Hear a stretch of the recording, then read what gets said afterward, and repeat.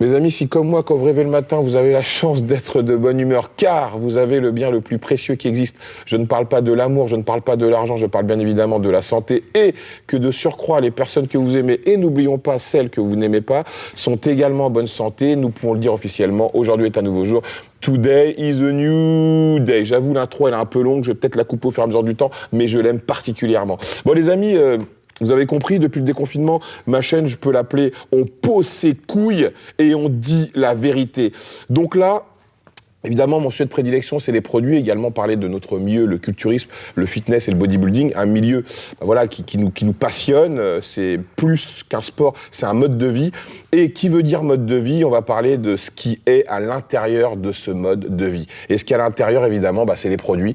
Et qui mieux que mon coach, mon ami, mon mentor, la personne qui m'a guidé vers la lumière pour parler de son expérience à lui, car lui, comme moi, il aime parler sans langue de bois. Donc mon petit Laurent, je ne te présente plus, maintenant les gens te connaissent, qu'on a fait une série de vidéos où on a parlé de tout.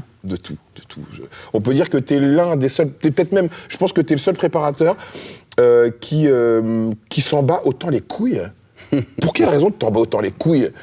Je pense qu'à un moment donné, il faut arrêter, comme tu dis, d'avoir la langue de bois et dire les choses telles qu'elles sont, sans forcément engendrer des choses négatives, dire les choses simplement, la vérité, tout simplement. Donc aujourd'hui, dans cette vidéo, tu vas nous parler de toute ton expérience, de ta première cure jusqu'à ce que tu prends. T'as quel âge d'ailleurs aujourd'hui? 48. Donc 48 ans, il me semble en bonne santé, t'es père de famille, t'es toujours souriante. Donc est-ce que tu peux nous parler comment tout a commencé pour toi? En fait, la petite histoire, elle est assez... on va dire, original et atypique. Je ne sais plus quelle période c'était, je sais que j'avais 17 ans. Et mon père m'envoyait souvent aller chercher des cigarettes au bureau de tabac en bas de chez nous.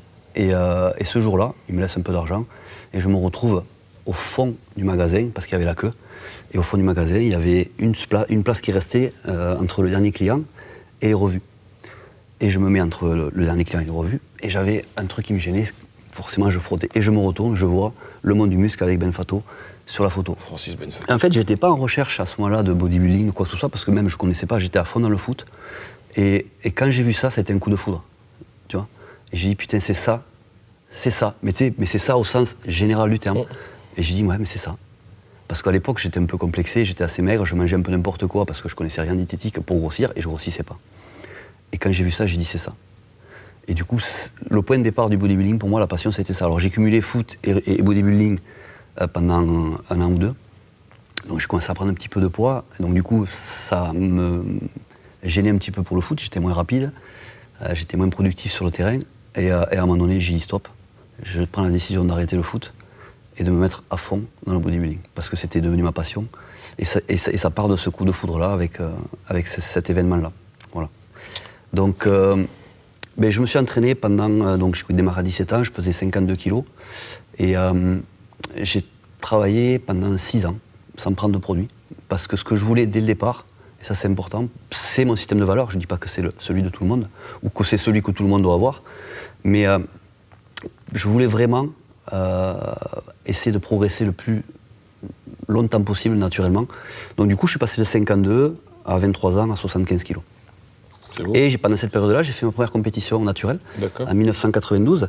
C'était les championnats Midi-Pyrénées que j'avais gagnés. Et voilà, donc ça a été mon petit titre dans le bodybuilding en tant qu'athlète naturel. C'était à Pibrac, en banlieue de Toulouse à l'époque, je me rappelle. Et j'avais fait 7 semaines de régime, un régime qui n'était pas les régimes qu'on fait aujourd'hui, de prépa. Mais c'était une super expérience. Et après, j'ai fait ma première cure à l'âge de 23 ans. Et donc, qu'est-ce que tu as pris donc déjà, comment tu as trouvé un bon interlocuteur qui pouvait, entre guillemets, te servir de chaperon pour te permettre de faire une bonne cure et de ne pas mettre ta santé en jeu dès la première? En fait, c'était un des athlètes qui s'entraînait à la salle où je m'entraînais à Toulouse à l'époque, qui n'existe plus d'ailleurs aujourd'hui. L'athlète ou la salle? Les deux? Non, l'athlète existe toujours. Il est toujours sur Toulouse, je pense. Et, ça s'appelait Équilibre, la salle. Ah bah tiens. Ouais, voilà, il y a un petit lien. Et donc c'était une salle qui était à l'époque vraiment bodybuilding, parce qu'à l'époque il n'y avait que ça. Hein. Même les filles qui s'entraînaient pour faire du bodybuilding femme. Il n'y avait pas les bikinis, il n'y avait pas les mains physiques. C'était du bodybuilding pur. Et donc c'était un athlète qui faisait déjà des compétitions, qui avait déjà touché au produit, qui en prenait depuis déjà pas mal de temps, et qui pour moi faisais les choses assez correctement. Et après, à savoir que c'était quand même dans un contexte où tous les produits étaient disponibles en pharmacie. Il n'y avait pas le marché noir qu'on connaît aujourd'hui, il n'y avait pas Internet. Donc c'était complètement différent d'aujourd'hui dans l'approche au moment des produits. Et donc ma première cure, ça a été avec lui, c'est lui qui me les a fournis. Via une pharmacie, mais pas en France, c'était en Espagne, je crois. Parce qu'il avait un ami là-bas qui avait un contact en Espagne et qui lui avait filé ça.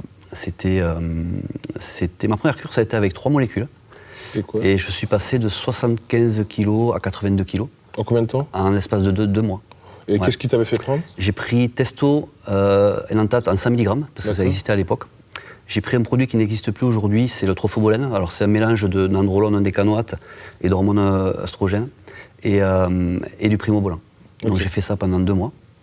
Et pour moi, ça a été une révélation au sens des effets des produits, parce que forcément, il y avait un appétit qui était augmenté, il y avait une force qui était augmentée, une récupération qui était augmentée, en fait, tous les effets des produits qu'on recherche et qu'on ressent quand on prend les produits, et surtout que c'était la première. On dit toujours que la première, c'est toujours la meilleure, parce que forcément, on démarre avec ses propres hormones qui se cumulent pendant un certain temps avec l'apport exogène des molécules qu'on prend.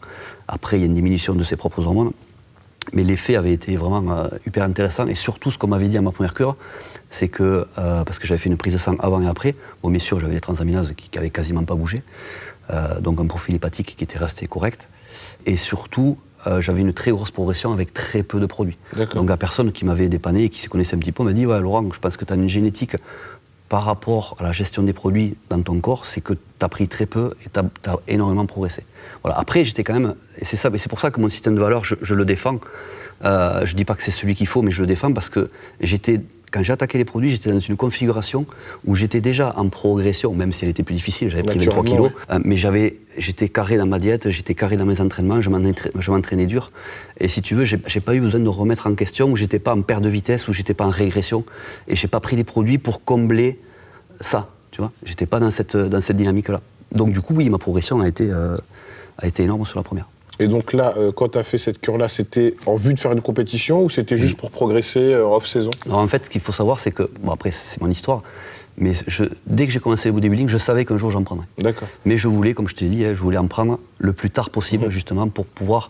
en fait, c'est logique et en même temps bizarre, c'est parce que je savais que je voulais prendre des produits pour être champion de France, mais je savais que ça se ferait sur du long terme. Ouais. Donc ce que je voulais, c'était garantir une progression naturelle de mon physique, et après le reste se ferait avec les produits et avec le temps.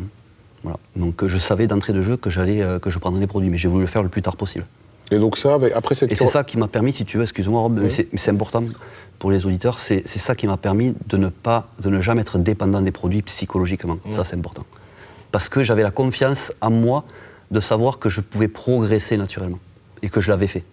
Voilà. Et donc là, suite à ça, qu'est-ce qui s'est passé? Après, 23 ans, première cure, j'ai fait une petite relance, c'était qu'avec du Prénil à l'époque, sur 3 semaines, 5000 unités.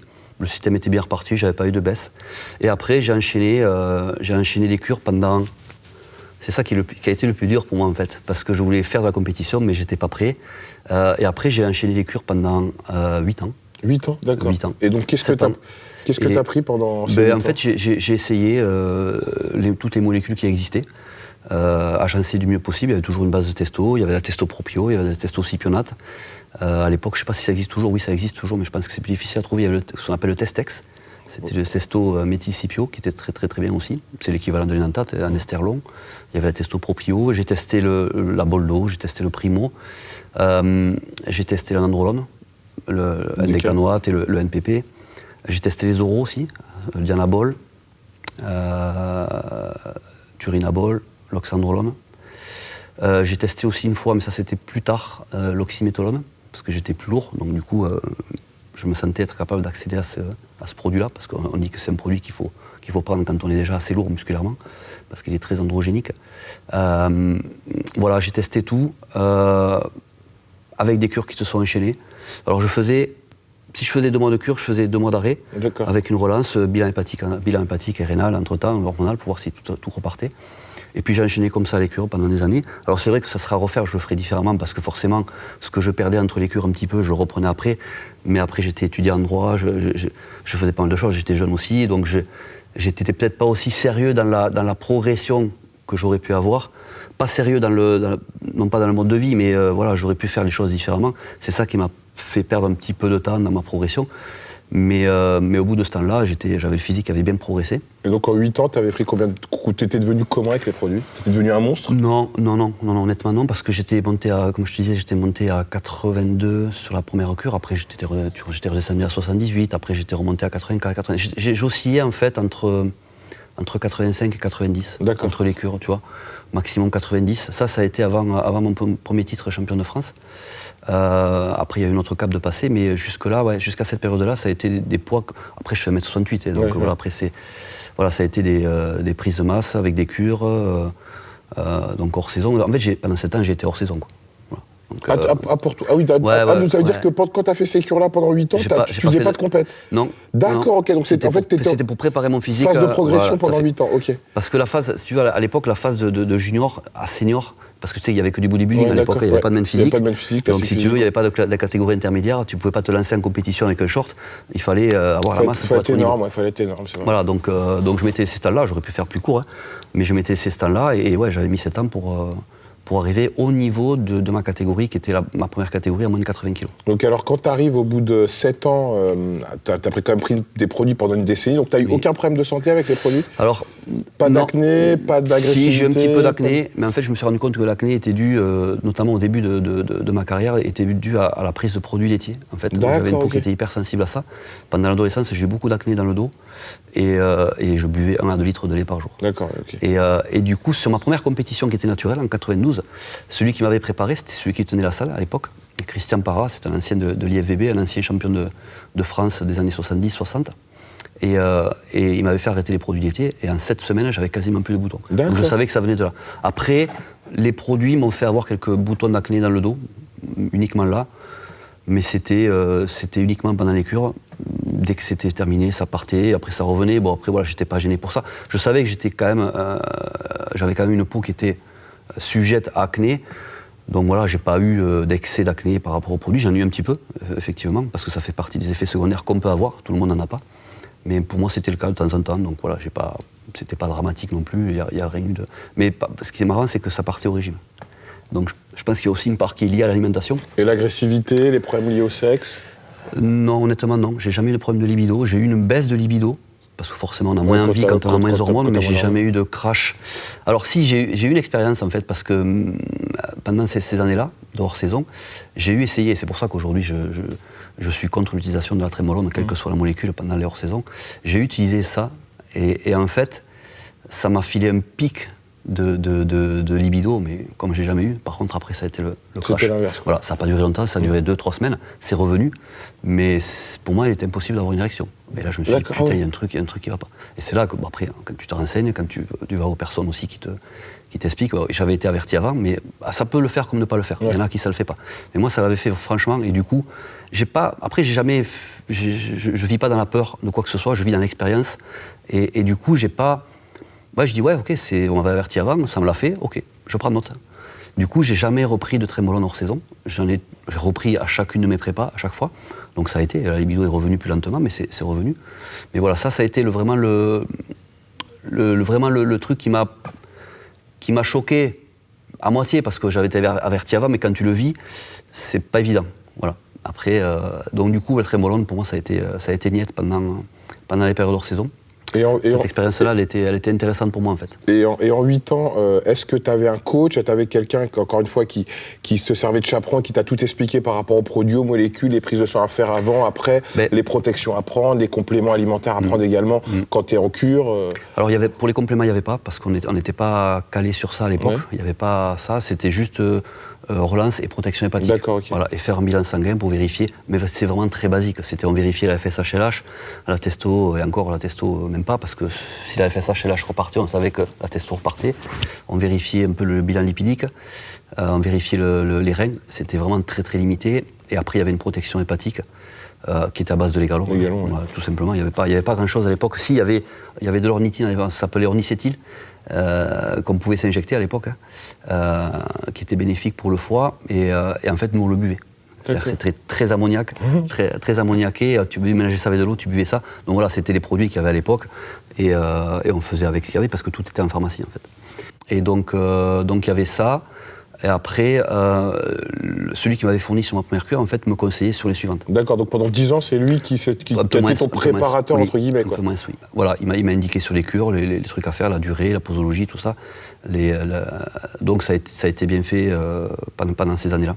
Mais est-ce qu'après, arrive un moment, donc quand tu avais eu toutes les informations que cette personne-là t'a transmises, est-ce que tu t'es pas dit, bon ok, il m'a donné des bases, maintenant je vais faire mon expérience moi-même, voir par exemple, si je prends de la testo pendant 6 mois sans m'arrêter, qu'est-ce que ça va me faire? Si je fais pareil avec d'autres molécules, qu'est-ce que ça va me faire? Si je mélange ça avec ça, alors qu'il m'avait pas conseillé de le faire, qu'est-ce que ça va faire? Est-ce que tu as fait, entre guillemets, le petit chimiste également? En fait, elle est très bien ta question, parce que quand tu vas avoir la réponse, tu vas être surpris. C'est que il faut savoir à l'époque que le sujet des produits n'était pas tabou comme il est aujourd'hui. D'accord. On en parlait dans les revues spécialisées, le monde du muscle, muscle et fitness notamment. Et à l'époque était sorti ce qu'on appelait à nous le livre vert. Je ne sais plus l'auteur. C'est pas Texier, non, pas Jean Texier? Non, c'était pas Texier. C'était un autre. Et je crois que c'était un ou deux médecins qui l'avaient fait. On appelait ça le livre vert, c'était la Bible du bodybuilding, il y avait tout sur les produits. D'accord. Et c'était français. Waouh. Et c'était accessible. Aujourd'hui, tu ne pourrais pas faire ça. Introuvable, j'imagine. Voilà. Et il y avait un autre petit bouquin qui était blanc, lui, couverture blanche, qui expliquait tout sur le clenbuterol. Ok. Donc les protocoles, les effets, comment ça fonctionnait, tout ça. Donc on avait accès à ces informations-là. Okay. Donc en même temps que je suivais les conseils de cette personne-là, ben, je m'informais de moi-même aussi sur ça, via ces livres-là. Parce qu'il n'y avait pas Internet. Donc du coup, à l'époque, les bodybuilders s'arrachaient ce livre-là.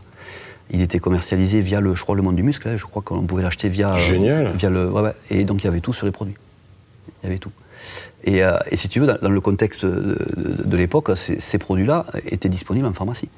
Donc après, moi je connaissais personne en pharmacie. Oui, mais tu avais un réseau. Voilà, il y avait un réseau, il y avait des réseaux. C'était des mecs qui se faisaient soit prescrire par les médecins, soit qui avaient un ami pharmacien qui pouvait leur fournir. Il n'y avait pas les contrôles qu'il y a aujourd'hui, c'était beaucoup plus permissif.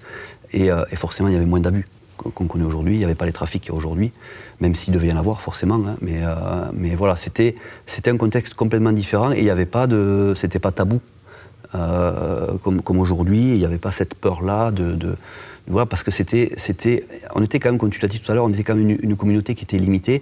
Il n'y avait pas autant d'athlètes qu'il y a aujourd'hui, c'était limité au bodybuilding. C'était très pour moi, c'était très marginal en fait. Ouais, très marginal, mais paradoxalement, quand les compétitions étaient remplies de spectateurs. Oui, ce qui n'est pas le cas aujourd'hui d'ailleurs. C'est pas le cas aujourd'hui. Pourquoi? Parce que les gens étaient très friands de ça. Et si tu veux, avec ces livres verts et le livre blanc, en fait, ça m'évitait de jouer le chimiste parce que j'étais pas forcément à fond sur le fait de me faire ou de faire des essais. Je faisais confiance à cette personne-là, qui avait quand même un peu plus d'expérience que moi, qui avait fait des compétitions de plus haut niveau et qui en faisait toujours à l'époque. Donc du coup, je posais des questions par rapport à ce que je lisais, et puis j'avais ses réponses à lui. Ça me permettait aussi peut-être d'avoir une contre-information ou une confirmation de ce que je lisais, ce que j'apprenais ailleurs. Donc j'ai pas forcément testé de moi-même, de ma propre initiative, j'écoutais ce qu'on me faisait faire. Mais ça restait un échange, tu vois, donc du coup ça a été... voilà, j'ai pas fait plus d'expérience que ça dans cette période-là. Et donc à quel moment tu t'es mis à faire des expériences? À quel moment déjà est-ce que tu prenais de l'hormone de croissance à l'époque, de l'insuline, des hormones thyroïdiennes, toutes ces choses qui sont considérées comme les choses les plus dangereuses de la vie de Benjamin, par exemple, quand j'ai fait la vidéo avec lui? En fait, si tu vois, à cette époque-là, il y avait encore l'image de l'hormone de croissance contaminée, parce qu'il y a eu ce scandale-là aussi. Vous prenez sur l'hypophyse. Exactement. Donc, si tu veux, il y avait beaucoup de restrictions et beaucoup de peur de la part des bodybuilders pour prendre l'hormone de croissance, déjà. L'insuline, on n'en parlait même pas. Après les stéroïdes thyroïdiens non plus, on savait que certains bodybuilders prenaient de la T4 ou de la T3. À l'époque, ils prenaient que de la T4. D'accord. En fin de prépa. Voilà. Mais c'était tout. Voilà. Donc non, la GH, non, j'en ai jamais pris avant 2000. D'accord. Et donc au bout de 10 ans pratiquement de prise de produit avec ton préparateur, ton mentor, entre guillemets, ton conseiller, le livre blanc et le livre vert.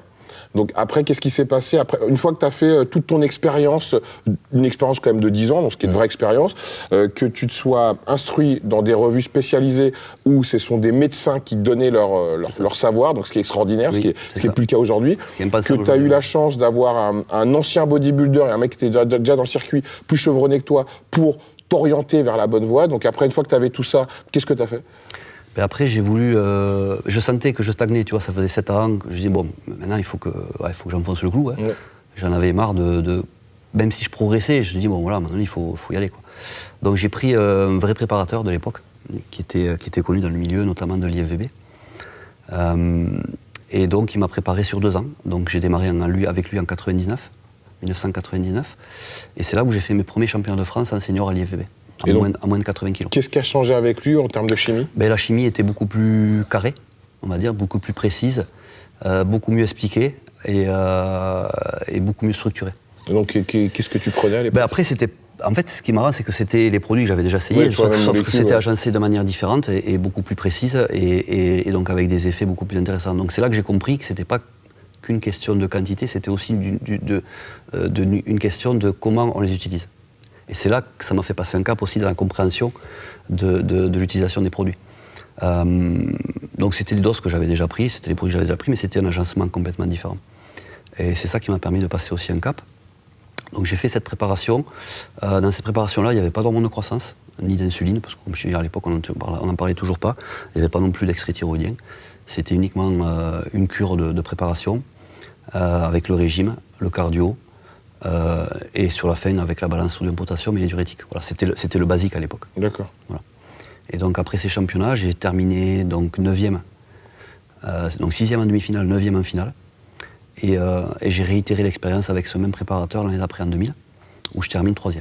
Donc là par contre, dans cet intermédiaire-là, je suis passé à l'hormone de croissance et à l'IGF. À l'époque, c'était les premiers IGF qui sortaient sur le marché. L'incrylex toujours, non? Non, c'était pas l'incrylex. Ça venait d'Australie. D'accord, ok. C'était une petite fiole avec une couleur un petit peu trouble, jaunâtre, blanchâtre, jaunâtre. Et là, j'ai vraiment passé un gros cap, en fait. Je m'étais retrouvé, j'étais à 74,5 kg, donc même avec un poids de moins de 75 kg à moins de 80. Et je manquais de sèche, honnêtement, hein, j'étais pas prêt, même si j'étais compétitif, puisque j'ai fait 9e, on était 15 en finale. Et l'année d'après, je fais 3e. En battant celui qui fait 2e l'année précédente. Mais est-ce qu'il avait augmenté tes dosages en stéro? C'est tout simplement l'insuline, l'IGF-1 et l'hormone de croissance qu'il a rajouté. Ouais, qui ont fait la différence. Et du coup, j'étais beaucoup plus sec et j'étais à 78 kg. Mais à cette époque-là, est-ce que tu avais des périodes où tu prenais pas de produits? Oui, toujours. Oui, toujours. Oui.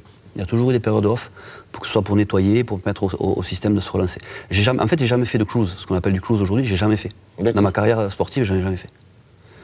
Après, c'est un choix perso, hein, mais voilà. Par contre, je ne relançais pas non plus à chaque fois. Parce que si tu habitues le système à te relancer artificiellement, que ce soit avec du Pregnil, du Clomid ou autre, ben, si tu veux, après, plus tu fais ça à chaque fois, et plus ton système, en fait, il a du mal à repartir, et il repart plus lentement à chaque fois. Donc c'est vrai que c'était une période qui était plus difficile quand tu ne relançais pas, mais c'était quand même nécessaire. Et je pense que c'est ça qui m'a permis aussi de préserver ce côté safe et de permettre au corps aussi de se nettoyer et de reprendre un petit peu de sa vigueur naturellement, même si c'était difficile, parce que forcément on a plus de force, on a moins d'appétit, on a moins envie d'aller s'entraîner. Mais moi, c'est des périodes que j'ai accepté de vivre pour avoir la carrière que j'ai eue. Je ne dis pas qu'elle est exemplaire, mais ça a été la façon dont j'ai géré ma carrière, dans tous les cas. Et donc au bout de 2 ans, donc, grâce à lui, la 2e compétition, tu fais 3e. Oui. Et donc, tu as continué avec lui ou... Oui. D'accord. Okay. Voilà, j'ai continué avec lui. Et on avait décidé à l'époque, quand j'avais fait 3e, je ne sais pas si les gens me reconnaîtront, mais j'avais fait 3e en 2000, au championnat de France IFBB à moins de 80 kg. Le premier, c'était Frédéric Sauvage. Ouais. Oui, tout à fait. Oui, et le deuxième, c'était Rinaldi. Ils étaient imbattables tous les deux. Et je fais 3e, on était 15 en finale. Et à l'époque, les gens le reconnaîtront, j'avais battu, pour moi c'était un exploit, j'avais battu Peter Foucault, qui avait fait deuxième l'année d'avant. Et du coup, il s'est retrouvé 5e, moi j'avais fait 3e. Pour moi, c'était une victoire, parce qu'en plus, je m'étais préparé dans des conditions difficiles. À l'époque, je bossais chez Carrefour, je bossais 12 heures par jour en tant que chef de service sécurité, et je m'entraînais très très peu parce que les salles fermaient tôt. Là où je bossais à Rouen, j'étais en Normandie, et du coup, je m'étais préparé dans des conditions très difficiles, sans avoir une qualité d'entraînement énorme, avec beaucoup de cardio, et du coup, j'ai quand même arrivé avec un super physique, complètement différent de celui de l'année d'avant. Et du coup, c'est ça qui m'a dit, voilà, maintenant j'ai le potentiel, je vais aller au bout. Donc on s'est laissé 2 ans, on aurait pu faire un an, mais on s'est laissé 2 ans, et c'est en 2002 où j'ai été chercher le titre en moins de 80. Et donc alors en 2002, qu'est-ce qui a changé au niveau de tes protocoles? Non, rien du tout, parce qu'en fait, je t'explique pourquoi, c'est très simple. Parce que c'était ma catégorie moins de 80. D'accord, ok. Donc au final, pourquoi aller chercher plus de produits pour prendre 10 kilos alors qu'en fait, il fallait que j'aille chercher le titre à moins de 80. Donc en fait, on est resté sur les protocoles qu'on faisait. Mais par exemple, J'ai tu pris un petit peu tournais plus- à combien de testo par semaine avec ce genre de protocole? Hors saison, le maximum que j'ai fait, c'est 500 mg. D'accord. Et Après, il y avait d'autres molécules à côté, Ouais. mais c'était le maximum. Ouais, voilà. Et en saison, tu tournais à combien à peu près en testo? En prépa En prépa? En prépa, 750. Après, il y avait le Sustanon qui prenait le relais, il y avait la Testopropio, mais c'était ces dosages-là. J'ai jamais dépassé 750 Mais à ce niveau-là. en off-saison, quand tu fais le total de tout ce que tu prenais en termes de grammes, ça faisait combien? Tout mélangé, à peu près, à grosso merdo? Pour être précis, en phase de prépa, je devais peut-être tourner en comptant les autres molécules, Ouais, trouve de molécules. à 1,5 g. Donc pour que les gens comprennent, 1,5 g, ça équivaut à 2 testos par semaine. Avec à 3 primos, 3 primos, voilà. 2 nandrolone ou 3, et voilà, après en gros c'est une ou deux bols d'eau, voilà, c'était ça en phase de préparation. Ouais, donc, bon, en fait, pour les gens qui s'y connaissent pas, pour ceux qui s'y connaissent, vont comprendre que c'est pas quelque chose pas un truc qui frôle les étoiles Honnêtement, non plus. en phase Quoi. de préparation, la plupart des gens prenaient beaucoup plus. Beaucoup plus, ouais. Voilà. Après, c'était un préparateur qui était renommé, qui était connu, et qui était quand même assez vigilant sur les quantités. C'était pas quelqu'un qui ne voyait que par ça. Ouais. Donc c'est aussi pour ça que j'avais fait appel à lui. Et donc voilà, donc j'étais en confiance totale, et voilà. La seule chose qui s'est passée entre 2000 et 2002, c'est que j'ai pris de la JAS sur un peu plus long terme. D'accord. Parce que forcément, ça potentialise aussi l'effet androgénique des produits. Et si tu as un taux androgène élevé et que tu as un taux de facteur de croissance élevé, forcément ta progression musculaire elle est plus importante. Donc du coup, c'est ça qui m'avait à la fois permis d'arriver avec un meilleur physique, mais avec un poids quasiment identique. Et donc c'est cette année-là où j'ai gagné champion de France en moins de 80 kg, et je pesais à peine 1 kg de plus. Tu vois. Donc quand on fait la genèse de ton histoire, c'est qu'en gros, ton but, quand tu avais pris les 26 kilos dans les années 80, c'était quelle année déjà? 23 kilos. 23 ans, c'était en 2003, de 2003 à 2009. Donc ça veut dire que quand tu as commencé, ton but c'était de gagner ce championnat de France. Au tout début, c'était ton but. Donc ça a pris combien de temps? Entre le début où tu t'es dit dans la tête que tu allais les gagner, tu les as gagnés? Le départ, l'élément déclencheur, ça a été ma première cure à 23 ans. Et ça m'a pris, 2002, ça m'a pris 9 ans, 10 ans, quasiment. Voilà.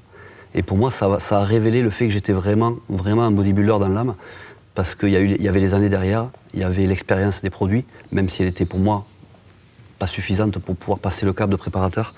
Et je ne pensais pas du tout à ça à l'époque. Et du coup, ça m'a vraiment confirmé que j'étais vraiment un bodybuilder, mais pas que par rapport aux produits ou par rapport au fait d'être musclé, c'est surtout dans l'hygiène de vie et dans ce qu'on appelle aujourd'hui le lifestyle. J'étais vraiment un bodybuilder dans l'âme, et c'est ce sport-là qui m'a révélé. Donc ça m'a pris 7 ans pour avoir le physique pour aller chercher le titre, plus les 3 ans de prépa avec le préparateur, donc 10 ans pour aller chercher ce rêve-là et réaliser ce rêve de champion de France. Et donc, une fois que tu es champion de France, ça veut dire que c'est une sorte de cadeau empoisonné, parce que ça t'oblige à aller plus loin et tu peux prétendre à aller sur la scène internationale, c'est ça? Tout à fait. C'était aussi une envie derrière, parce que forcément, quand on est bodybuilder, on regarde toujours plus haut, c'est toujours s'élever, c'est toujours progresser, toujours aller chercher plus loin. Et forcément, derrière, une fois que ce titre était là, j'avais pas envie de m'arrêter. Parce qu'il y avait aussi derrière beaucoup de gens qui me disaient que j'avais le potentiel pour aller plus loin. Et même si j'y croyais pas trop, et parce que moi mon rêve c'était celui-là, c'était les champions de France. Parce que c'était le Saint Graal, à l'époque, être champion de France c'était vraiment la consécration. Donc du coup, ça a été une porte qui se ferme et une autre qui s'ouvre.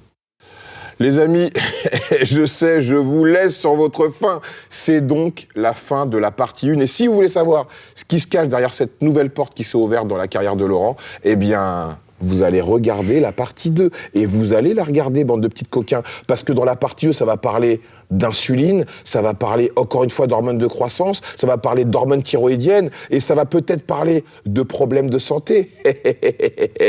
En tout cas, on vous l'offre fort.